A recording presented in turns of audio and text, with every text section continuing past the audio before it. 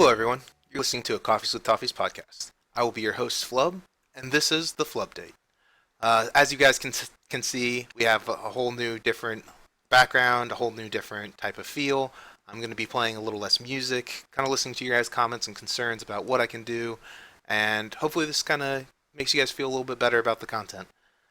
I have been I have been looking up a lot of different things, and I have a really good show for you tonight, and I would like to get started. So let's just jump into this thing. So first off, there's some tournaments that you need to watch. First off, obviously the one that everyone has knows about, the DAC qualifiers or the Dota Asian Championship qualifiers. These have been going on over the past couple weeks.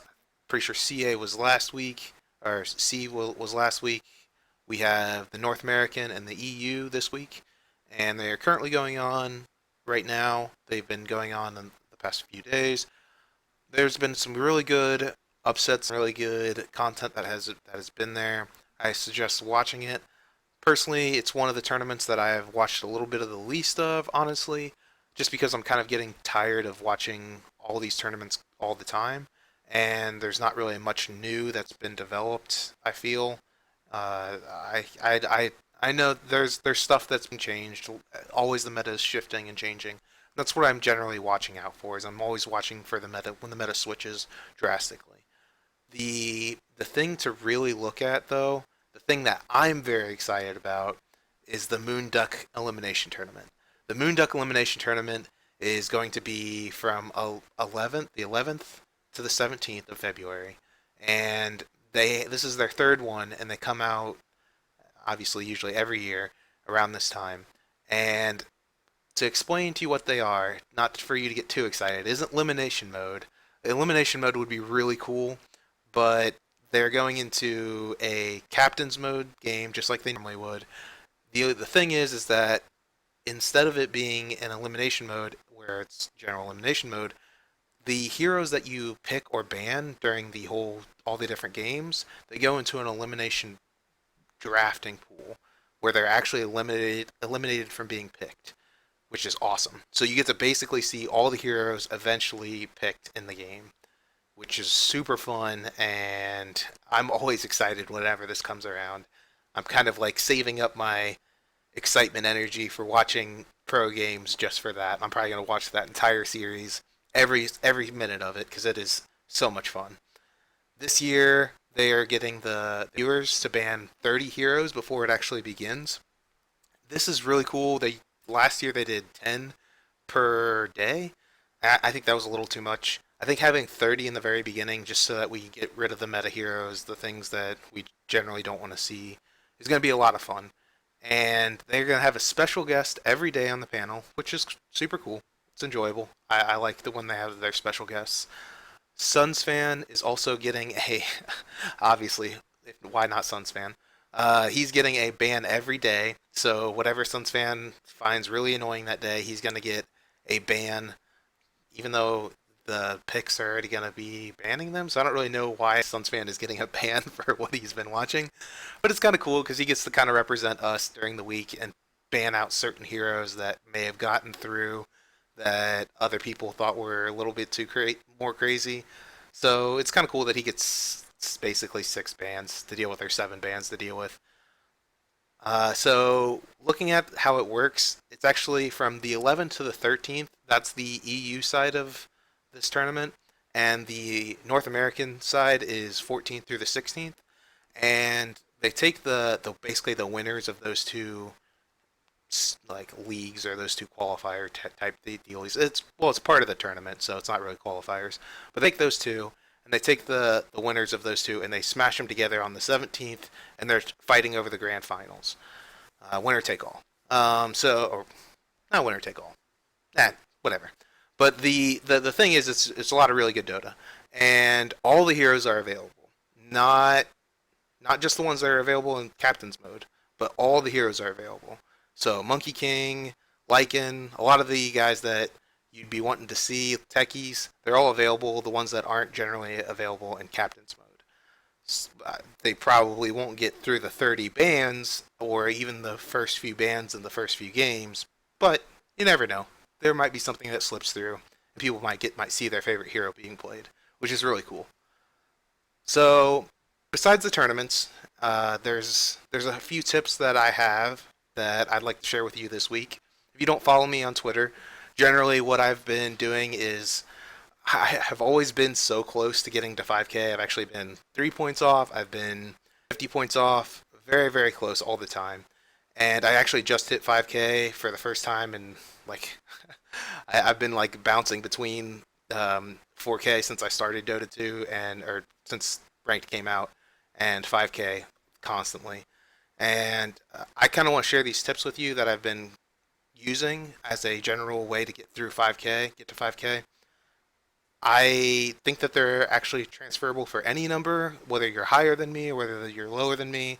It's just something that kind of helped my gameplay, and I think it can help yours. So first off, the first thing that I want you guys to think about is understanding your play. Understanding your play is really big. I can't underestimate it enough. A lot of times people say, they always say rewatch old games. Rewatching old games is very, very good. And I don't want to put that down at all, but a lot of times people need to look at what you're actually doing in your games, like what you the person are doing, not what you're playing as. A lot of times people look at these games and they just watch what's current, what's going on, what when they need to have rotation times, things like that.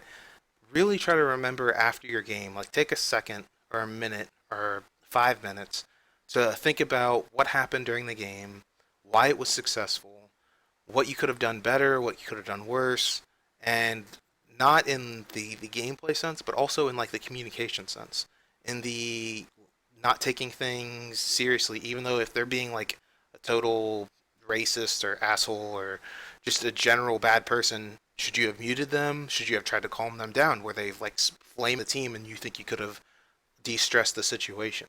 For me, the thing that really helped me in my gameplay was I realized that generally I have a decent talent at like de-stressing people. So, but sometimes I get stressed trying to de-stress. So I have a instrumental music in the background that's a study focus type instrumental music. And it really helps me stay focused and stay relaxed in those situations that I was trying to help other people calm down. So I would suggest really trying to analyze your gameplay and see what you can do to improve it, not in the only in the mechanical sense, but in the mental sense. All right, the second tip. This one is something that really got me, and I think that's always been something that I focused on because I'm a very early game player because I love playing support and and off lane, and I like being like hyper aggressive in certain situations. I I always say that smoke wins games, but in this patch, sure, it's more so than ever. The map has changed. People are still lazy in pubs, and they look at different things. They're reading Reddit instead while they're like waiting around for the rune, thinking that they won't be ganked, or doing silly things at the beginning of the game that they're like moving in certain patterns that don't really necessarily make sense. If you can get people to work together and you are a leader, then work together and tell people we're going to smoke bottom or we're going to smoke top and understand who where they're going to be on their team. Like if an anti-mage is going to be in safe lane, probably go gank their off lane because the anti-mage is probably going to position himself in a way that he'll just blink away. Also, it's very important to pick heroes that are good in this situation when you're doing this, like picking Pudge, Venge, the guys that can give like a good slow or a good stun that can set everyone up, and having the situation, the movement speed to generally do that.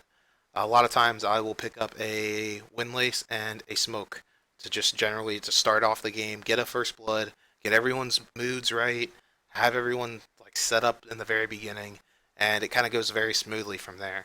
So smokes win games. If you can't generally, if you're not like a leader person, you don't have that command over people, that's okay.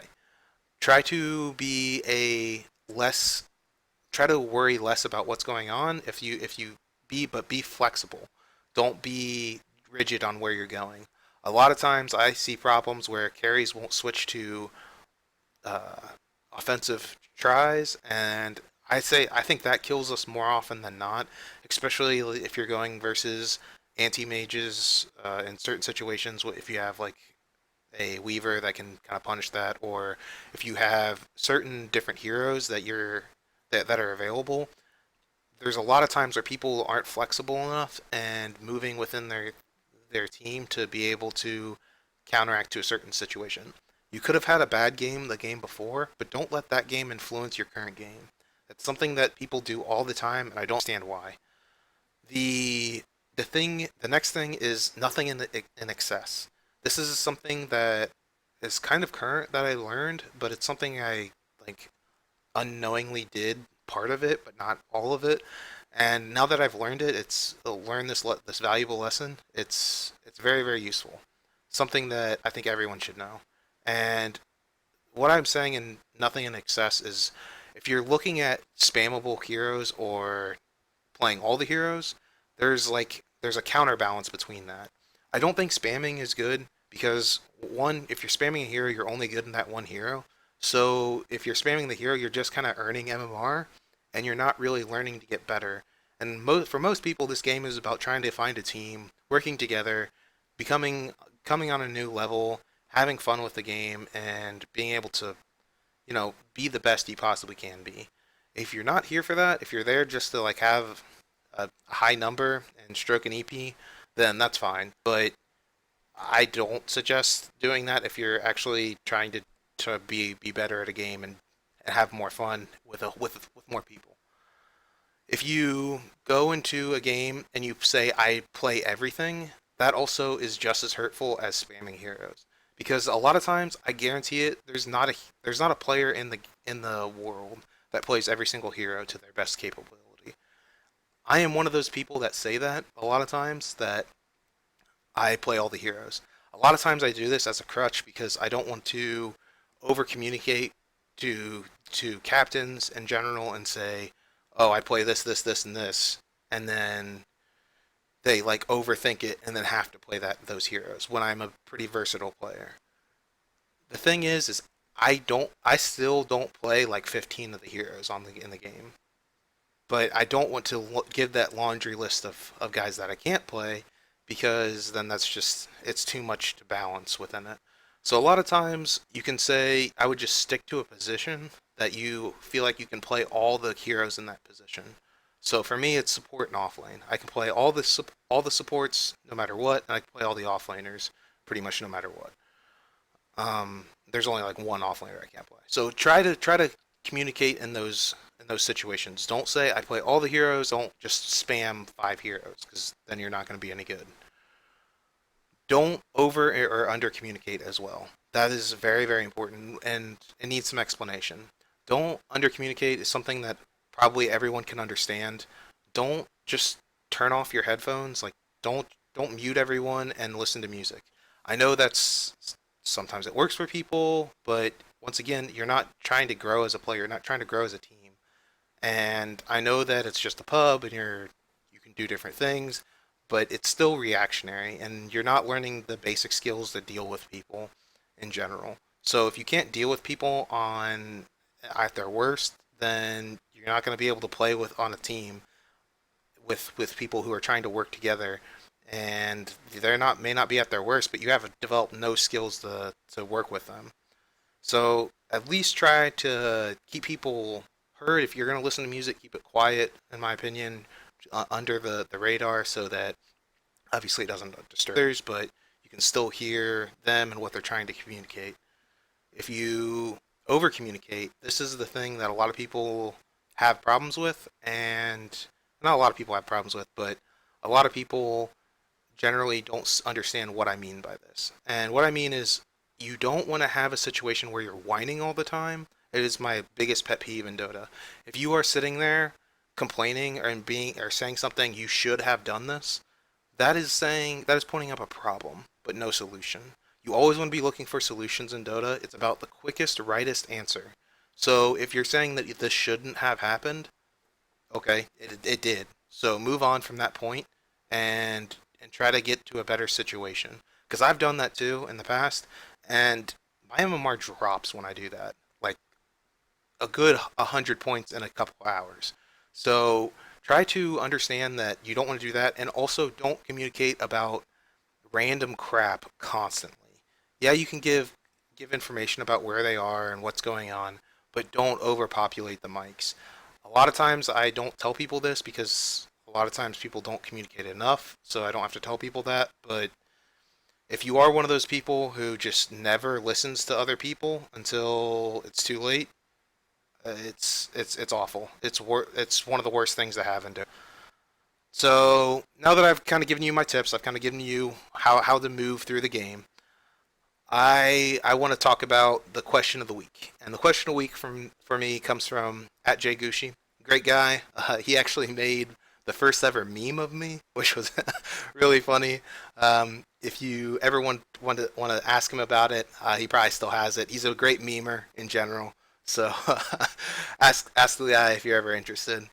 But he asks, I've been trying to explain Dota basics to new players, to a new player, without being overbearing.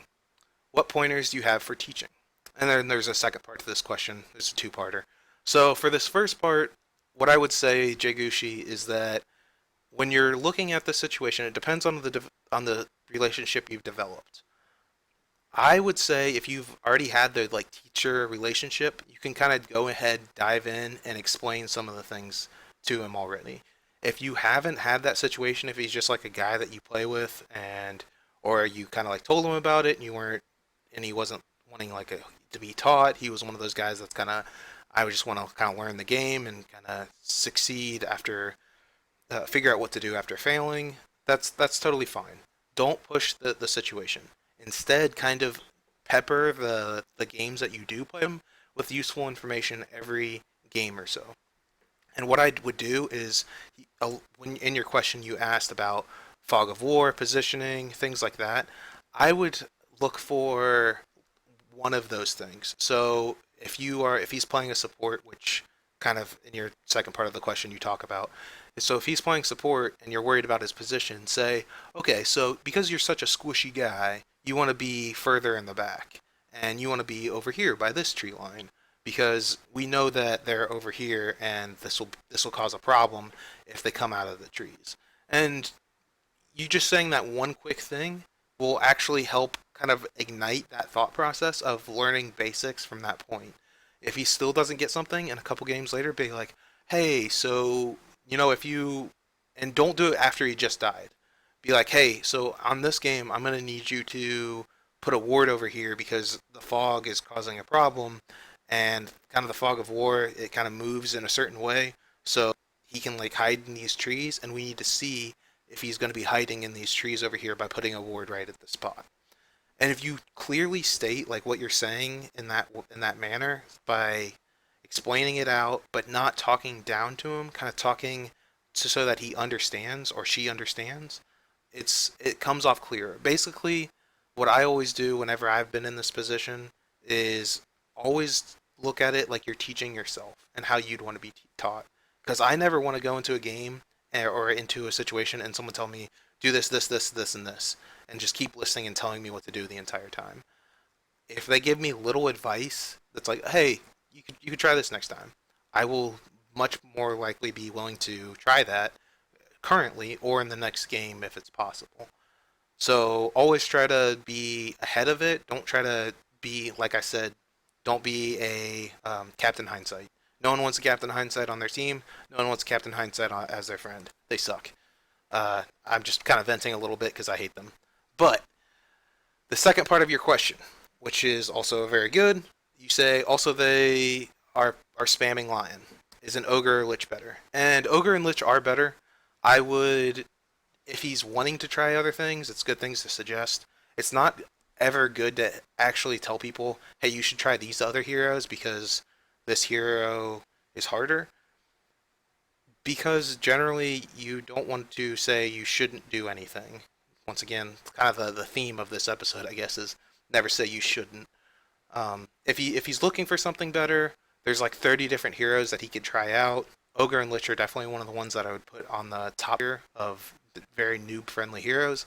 Obviously, because Ogre is tanky and Lich is actually the thing that Lich is really good about is he has a two-parter.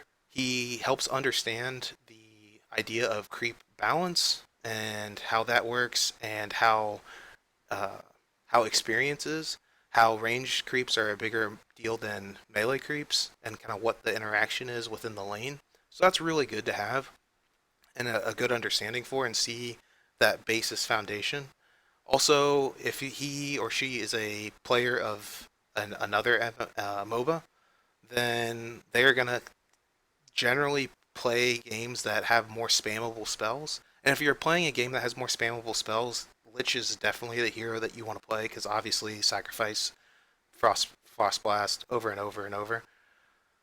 The thing is though, Lion's not too bad because obviously offers a bunch of stuns and he gives an ability that helps his mana uh, conservativeness. So that's really important to have in general. And if he's having fun, then go with that. But don't switch the guy around too much. The other thing that I would have him do is actually play a bot game with every single hero just once. If you learn the game just by playing a hero just once every time in a bot game, you learn how they interact with heroes, how they interact with creeps, what generally the spells are doing, and then kind of go from there. If he doesn't want to play versus bots, there's certain people that are like that. I totally understand, but I would just say try to move on from there. And if he's willing to accept it, then it's a great place to start for sure.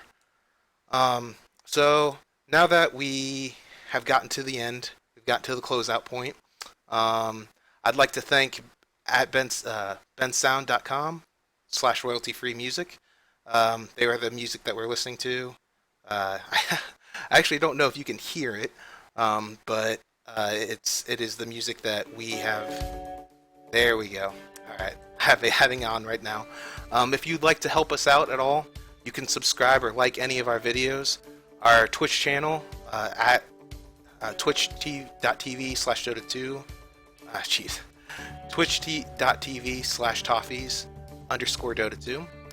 Or you can find our videos on YouTube, our YouTube channel, 5 Gaming, all one word. If you're feeling extra generous, you can give to our Patreon. And our Patreon is www.patreon.com/Toffees. If you have any questions for me or Toffees in general, follow Toffees on asking questions on his Twitter at ToffeesTV, or follow me at my Twitter at Flubdota. If you generally have a question for the week, for the Flupdate, the weekly question, you can send me a message on Twitter, or you can also send them to my Gmail, crazyflub@gmail.com.